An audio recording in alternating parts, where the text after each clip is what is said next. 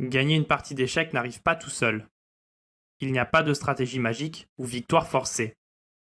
Si vous espérez que votre adversaire va faire le travail pour vous et vous donner du matériel, vous n'allez pas gagner beaucoup de parties et vous ne deviendrez jamais très bon. Le seul moyen de gagner aux échecs, c'est de jouer avec une bonne stratégie et d'augmenter son avantage petit à petit jusqu'à ce que votre avantage soit trop grand ou que votre adversaire ne craque sous la pression. La clé pour améliorer votre position, c'est d'activer vos pièces. Une pièce active, c'est une pièce qui utilise au maximum son potentiel. Quand vous commencez une partie d'échecs, aucune de vos pièces n'est active. La plupart ne peuvent même pas bouger. Votre boulot, c'est de les mettre en jeu sur des cases où elles sont actives et où elles peuvent attaquer, défendre et augmenter votre contrôle de l'échiquier. Regardons quelques positions et comparons l'activité des pièces. Pour commencer, on va voir un début de partie et on va comparer l'activité des pièces des deux joueurs. Les blancs commencent par E4, contrôlant le centre et ouvrant les lignes pour le fou de case blanche et la dame. Les noirs répondent par H6. Le pion contrôle la case G5, mais n'aide pas du tout au développement. Les blancs continuent par cavalier F3. Le cavalier se développe vers le centre et vient prendre le contrôle des cases centrales D4 et E5.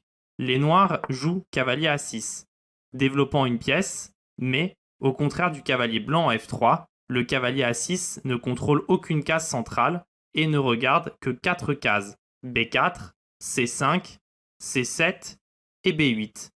Comparons avec le cavalier en F3.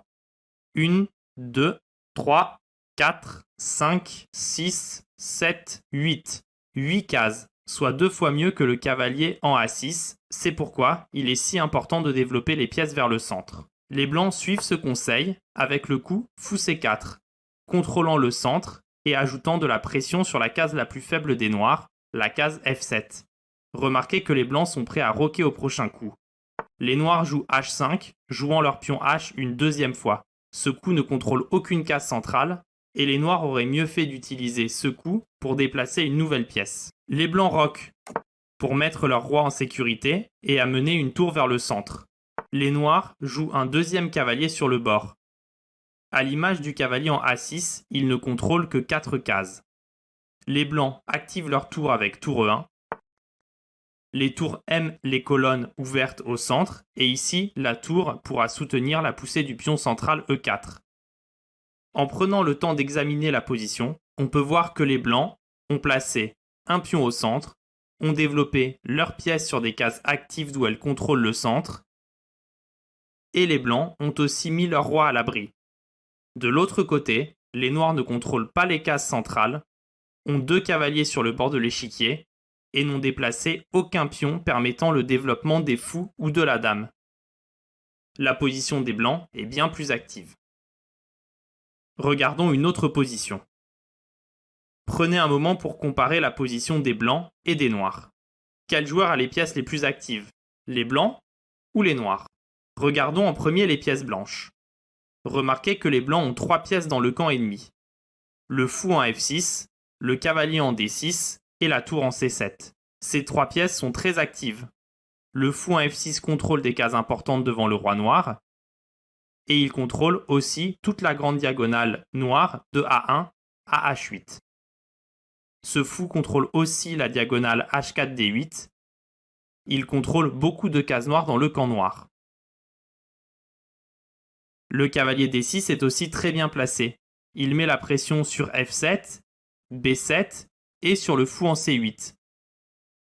Remarquez que la tour en C7 fait la même chose, mettant la pression sur les mêmes 3 cases.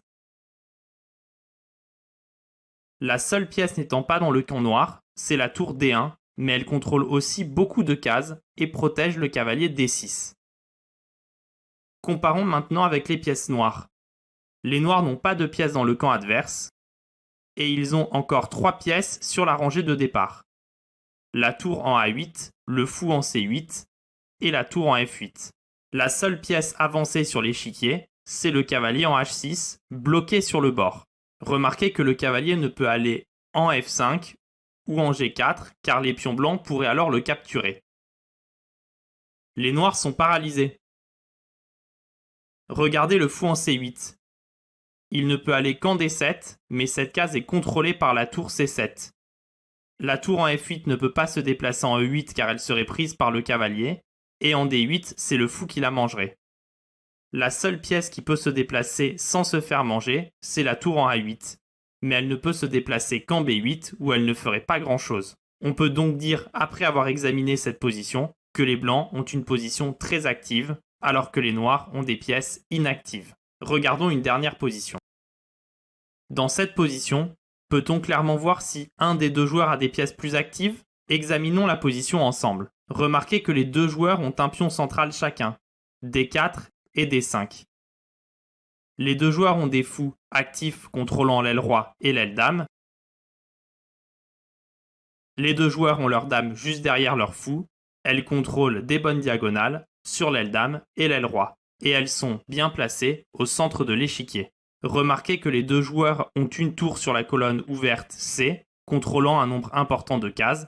La seule différence entre les deux joueurs, c'est que les blancs ont une tour en E1 contrôlant la colonne ouverte E, alors que les noirs ont une tour en F8 qui est assez inactive sur une colonne fermée.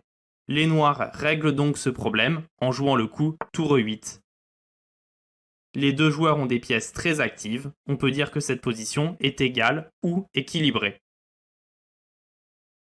Maintenant que vous connaissez le concept de l'activité des pièces, c'est à vous de l'utiliser.